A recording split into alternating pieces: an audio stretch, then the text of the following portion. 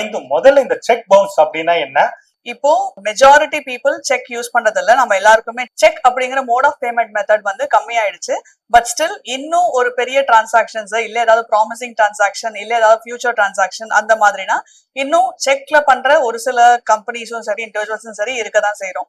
So அந்த மாதிரி டிரான்சாக்ஷன்ஸ்ல இப்போ நீங்க ஃபார் எக்ஸாம்பிள் ஏக்கு நீங்க ஒரு குறிப்பிட்ட அமௌண்ட் எழுதி கொடுங்க. ஃபார் எக்ஸாம்பிள் ஒரு 1000 rupeesக்கு ஒரு செக் எழுதி கொடுத்துருக்கீங்கன்னு வச்சுக்கோங்களேன். அந்த 1000 rupees செக்க அவரு அந்த கன்சர்ன் பேங்க்ல இல்ல அவர் அக்கௌண்ட்ல இருக்கிற பேங்க்ல ஒரு டெபாசிட் பண்ணும்போது அந்த பேங்க் அந்த அமௌண்ட்டை கொடுக்க முடியாம அந்த செக் பவுன்ஸ் ஆச்சுன்னா இதுதான் வந்து செக் பவுன்ஸ் அப்படின்னு சொல்லுவோம். இந்த செக் பவுன்ஸை வந்து கொடுக்க முடியாது, அதாவது இன்சபிஷியன்சி ஆஃப் ஃபண்ட்ஸ், அதாவது யார் எழுதி கொடுத்தாங்களோ அவங்களோட அக்கௌண்ட்ல வந்து காசு கம்மியா இருந்ததுனால 1000 rupees செக்குக்கு அவரோட அக்கௌண்ட்ல வெறும் 500 rupeesஓ இல்ல அதை விட கம்மியாவோ அந்த குறிப்பிட்ட அமௌண்ட் கீழே இருந்துச்சு அப்படின்னா அந்த காரணத்தினால அவரோட செக்கை வந்து நிராகரிக்கப்பட்டுச்சு, அதாவது பவுன்ஸ் ஆச்சு பேங்க்ல இருந்து அப்படின்னா இதை வந்து typical case of cheque bounce அப்படின்னு சொல்லுவோம். இது வந்து கொஞ்சம் காமன்.